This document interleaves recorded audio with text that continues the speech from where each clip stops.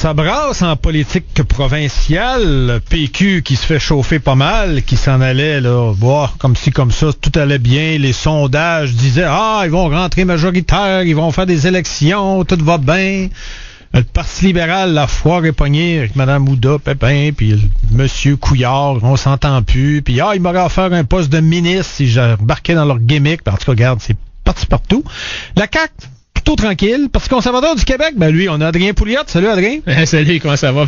Adrien Pouliot. Ouais. De Solim, le bras immobilier du Fonds de solidarité, avait dérogé de ses habitudes quand elle avait injecté 3 millions de dollars dans Capital BLF. Société publique lancée par Claude Blanchet, le mari de la première ministre Pauline Marois. Je lis le texte de Denis Lessard dans la presse.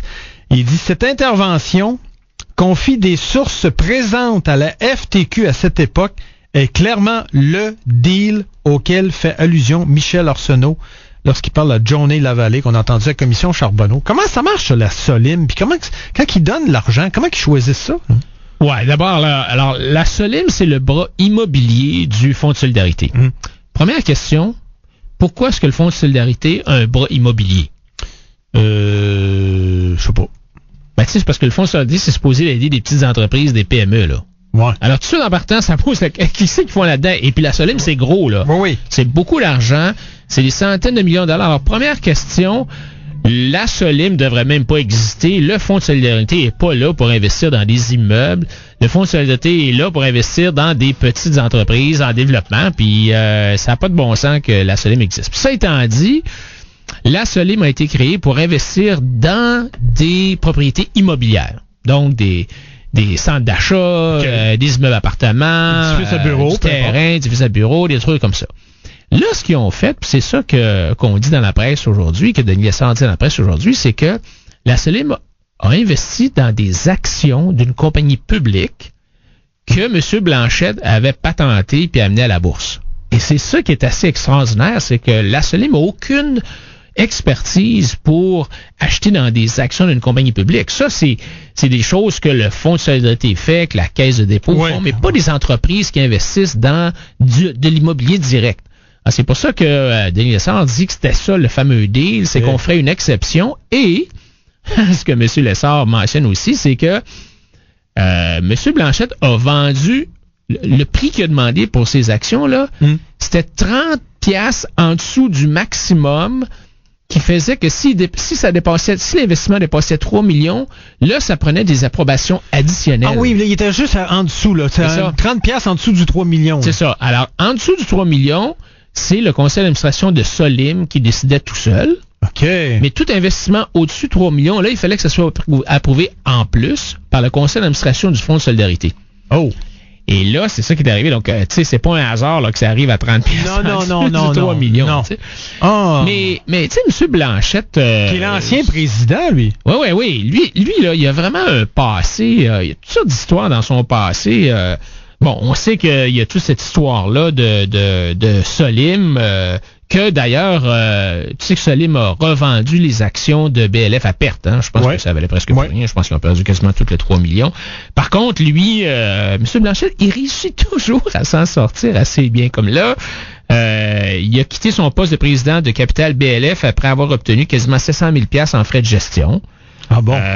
Il a perdu un peu d'argent sur ses actions, mais tu sais, il a réussi à faire la passe. Il a récupéré pareil. Ouais. Puis avant ça, M. Blanchet, il a eu une carrière assez prolifique. Avant ça, il avait été à une compagnie qui s'appelait e-Perception, assez obscure. Ça fallait ça aussi une compagnie publique. Sur le web, j'ai trouvé des affaires un peu étranges, comme par exemple, la Commission des valeurs mobilières s'est mis le nez dans cette compagnie-là, parce que la compagnie avait fait défaut de déposer ses états financiers. Ah bon, oui, ça puis, c'est fun, le nom de M. Blanchet avait été mentionné dans une décision de la Commission des valeurs mobilières.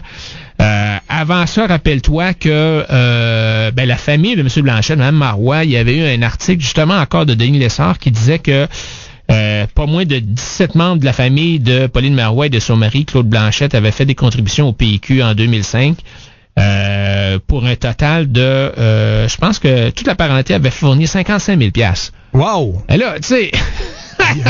Savais-tu? La grand-mère, le grand-père, le mononcle, tout ce monde-là ont mis de l'argent. Ça fait penser aux firmes d'ingénieurs puis de comptables avec les prêtres non, ça, là? Ouais, c'est ça. C'est-tu vraiment eux autres qui ont donné ou c'est M. Blanchette, Mme Marois? On le sait pas, mais en tout cas, disons que c'est un peu étrange. Avant ça, si tu te rappelles, M. Blanchette était président de la SGF. Oui, c'est ça. Pendant 10-15 ans, je pense. Pendant 10-15 ans. Et il y avait eu un autre deux-trois entorses un peu dans la nomination de M. Blanchette. D'abord, plutôt que ce soit le cabinet qui avait nommé M. Blanchette, c'est-à-dire que c'est au lieu d'être le conseil d'administration qui avait nommé M. Blanchette comme président, ça n'a pas été le conseil d'administration, ça a été le cabinet du PQ. Ah bon, c'est les ministres qui ont nommé Blanchette, au lieu que ce soit le conseil d'administration, ce qui est un peu étrange. Puis évidemment, Mme Marois, à ce moment-là, était comme par hasard au cabinet du PQ, était ministre des Finances. Et c'est elle-même qui a signé le contrat de son mari.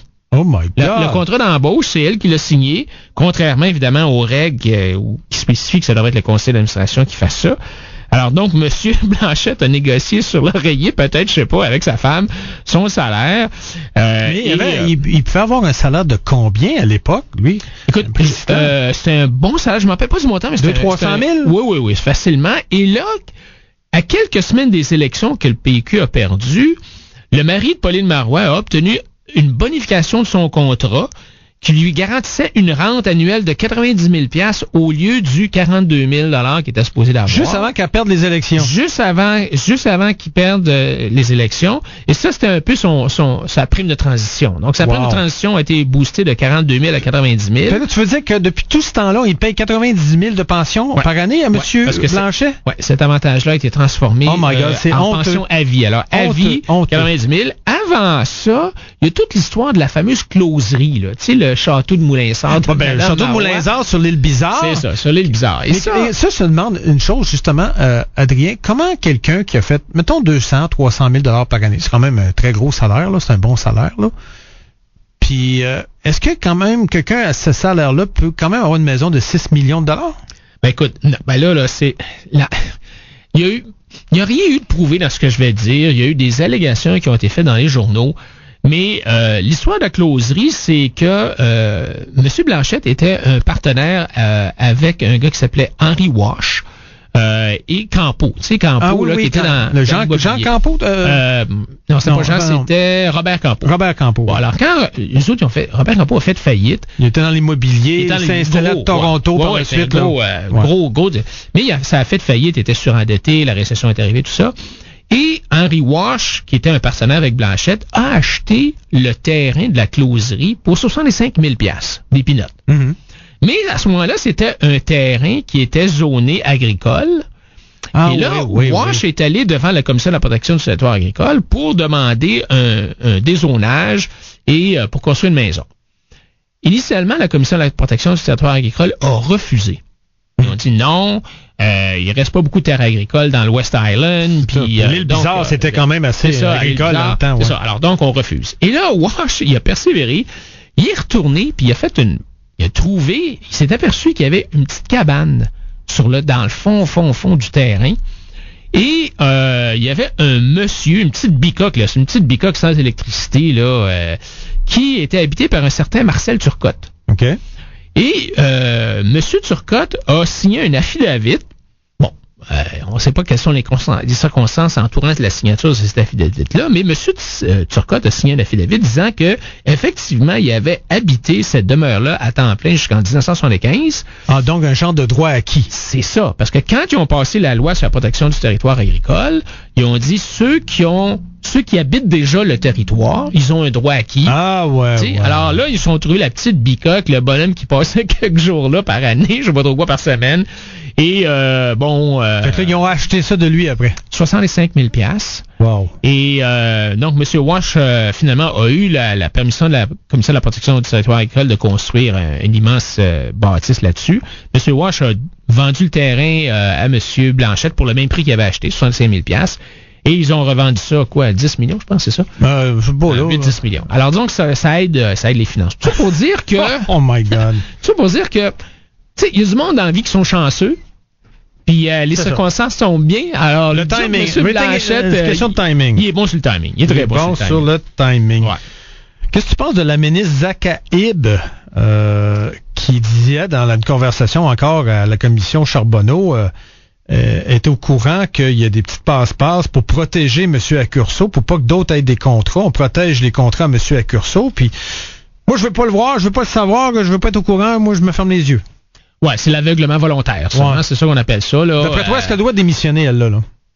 Ben, et moi, je dirais que ça vaut sûrement la peine de creuser la chose. Est-ce qu'elle devrait démissionner? Je ne sais pas, mais clairement, il y a anguille sous roche, là, parce que tu peux pas, d'une part... Il y a des choses qui sont pas correctes. Tu peux pas te fermer les yeux, là, puis faire l'innocent, puis dire que j'ai rien vu, j'ai rien entendu.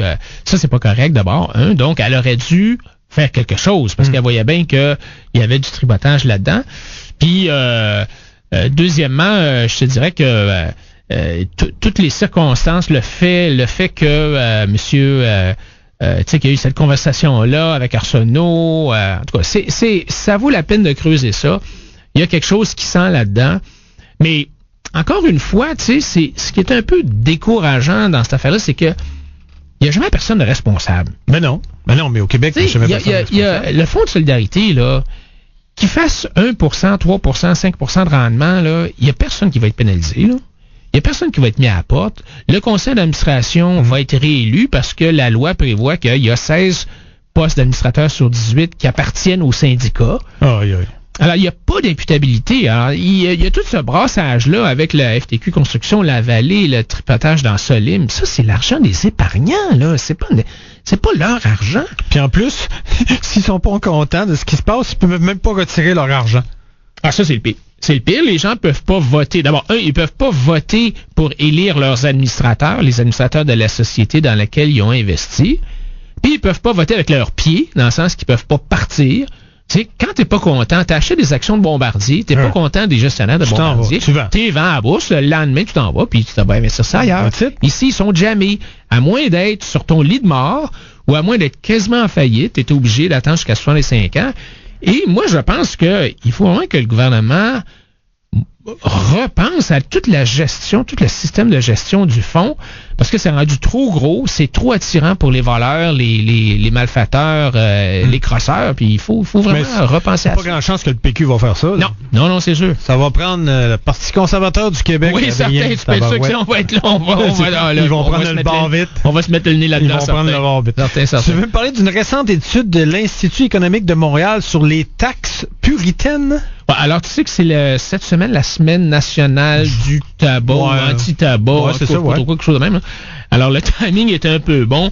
En fait, il y a deux choses. Il y a eu un article aussi dans le journal canadien, le National Post, qui parlait de l'impact des taxes sur les cigarettes. Tu dois te rappeler de ça. En tout cas, moi, je me rappelle à un certain point, en 1994, le gouvernement fédéral et le gouvernement du Québec et le gouvernement de l'Ontario ont coupé les taxes sur le tabac. Oui. De beaucoup, là. On parle, là, au fédéral, ils ont coupé la taxe d'accise de 50%. Au provincial, ils avaient coupé la taxe sur un carton de cigarettes de quasiment 3/4. Je pense parce qu'il y avait trop de contrebande. Exactement. Ouais. Exactement. C'est ça qui est arrivé. Et effectivement, ça a tué la contrebande. Ouais. Le tabac vendu en contrebande, là, ça a baissé d'à peu près 94% en l'espace d'un an. Alors, donc, toutes les shacks à cigarettes ont fermé. C'est ça, mais ils ont toujours eu peur de faire ça parce qu'ils disaient que les gens vont fumer plus. Ouais, ce qui n'est pas le cas. C'est pas le cas. Hein? Et c'est ça qui est intéressant, c'est que la baisse du tabagisme s'est poursuivie, de fait, même plus vite dans les 8 années qui ont suivi 1994 que les 8 années avant. Et donc, c'est pas vraiment à cause de l'augmentation des taxes que le tabagisme baisse. Ça baisse parce que, bon... il y a plus la prévention. La prévention, tout ça, c'est socialement plus difficile maintenant. Alors, l'étude de l'Institut économique de Montréal est un peu dans le même sens, mais plus large, parce qu'on parle du tabac aussi, mais de l'alcool, les jeux, tout ça. Et c'est ce qu'on appelle un peu, en anglais, on appelle ça les sin tax. Un sin, c'est un péché, donc on appelle ça en français les taxes puritaines. Et les taxes puritaines, pour le politicien, c'est toujours bon parce que tu peux pas être contre la vertu, tu sais. Ces affaires-là, c'est mauvais pour la santé, c'est socialement mauvais. Alors donc, c'est sûr que quand tu vas passer des taxes comme ça, dans le but de diminuer le tabac, de diminuer ce qu'ils nous disent. C'est ça. Alors, t'as l'air d'un saint quand tu fais ça. Mais sauf qu'ils ont un autre objectif, C'est qu'ils veulent des taxes, ils veulent du cash. Et ça, c'est deux objectifs qui sont comme irréconciliables. Tu peux pas, d'une part, vouloir baisser la consommation de tabac puis vouloir augmenter tes revenus du tabac. Ça marche pas. Alors, il y a une contradiction tout de suite en partant, et on le voit, par exemple, tu sais, la Société des alcools du Québec, au début, là, la Commission des liqueurs, là, quand ça a commencé, ça, au début, là, tu sais, dans les années 20, l'objectif, c'était de contrôler la consommation d'alcool. Ben oui. C'était la tempérance. Ah oui, puis il fallait aller au comptoir demander ta bouteille qui était en arrière, un peu ça. Encore comme les beer stores qu'il y a en Ontario, là. Exactement. Donc, l'objectif, c'était de rendre ça socialement inacceptable de boire de l'alcool ou plus difficile, contrôler la consommation d'alcool. Fallait que tu payes cash, t'avais pas le choix. De toute façon, il fallait payer cash, aller jusqu'à les années 80 à la SAQ. Oui. La carte de crédit à SAQ, c'était une grosse nouveauté, là. Ça a commencé les années 80 avec quand M. Frigon était le boss. Oui, puis même, ils ont modifié le Code civil du Québec pour permettre l'achat d'alcool à crédit, parce qu'avant, c'était pas permis dans le Code civil. Mais là, ce qu'on voit maintenant, c'est il n'y a plus jamais personne qui parle de tempérance. Oh, il y a du alcool qui est là, tu sais, mais la SAQ, là, c'est la grosse machine pour augmenter les revenus, augmenter les profits, augmenter la vente d'alcool, pour augmenter le dividende au gouvernement. Tu sais, la SAQ, non seulement ça fait 1 milliard de profits par année, mais ça envoie aussi au gouvernement à Ottawa et à Québec à peu près 900 millions de taxes, les droits d'assises, de douane, les taxes de vente, les taxes spécifiques reliées à l'alcool. Ah oui. Alors, il y a comme une contradiction dans ces histoires-là. C'est la même affaire pour les loteries. Hein? On annonce les loteries au coton à la TV, à la TVA, fait les tirages, tout ça. C'est l'enfer, pendant les bulletins de nouvelles. Ouais. Mais ce qui est aussi intéressant, c'est quelque chose que l'étude de l'Institut économique de Montréal met en relief, que j'avais jamais vu avant, c'est la fameuse taxe sur les cigarettes là pour la taxe olympique. Oui, du stade olympique, on appelle. Le stade olympique, il nous avait coûté 1 milliard, et le gouvernement a emprunté 1 milliard sur 40 ans pour rembourser, pour financer le stade. Et le gouvernement, en 1976, a doublé la taxe sur le tabac pour financer ce fonds-là. Et c'était supposé donc de permettre à la Rio là, de rembourser la dette, mais l'Institut a fait une analyse de combien de cet argent-là a effectivement servi à rembourser l'hypothèque sur le stade. Ben, le chiffre, là, c'est 18,4 % du coût du stade. 18,4 % de la taxe a servi pour le stade. OK. 82 % de la taxe a servi à d'autres choses. Ben oui, à d'autres affaires. OK. Tu sais, alors, encore une fois, c'est des détournements de fonds, c'est des taxes qui sont là, pas, tu sais, tu mets ça en 76, puis les gens oublient. Mais non, mais c'est bien certain. Là, non seulement ça, mais cette taxe-là, elle existe encore. Ben oui, mais tu sais, c'est comme bien des affaires aussi, Adrien. Rappelle-toi tout l'argent qu'on a mis dans la SAAC, la Société d'assurance auto du Québec, avec nos permis de conduire, nos enregistrements, pis ci, pis ça. Puis à un moment donné, il y avait un surplus là-dedans, là. Je sais pas de combien de centaines de millions. Ils l'ont pris, puis ils l'ont servi pour d'autres choses. Ouais, ils n'ont pas servi pour les routes, pour les... Tu sais... La taxe sur les cigarettes aujourd'hui, là, mettons que ça sert encore un petit peu pour des fins, entre guillemets, de santé, là, parce qu'il y a un fonds pour le développement du sport, puis il y a un fonds pour la promotion des saines habitudes de vie. Mais aujourd'hui, là, il y a à peu près, il y a moins que 10% des recettes de cette taxe-là qui servent pour ces deux fonds-là, puis le reste s'en va au fonds consolidé du revenu. Aïe, aïe. Plus ça change, plus c'est pareil. Ah, oui, c'est sûr. Good. Ben, merci beaucoup, Adrien.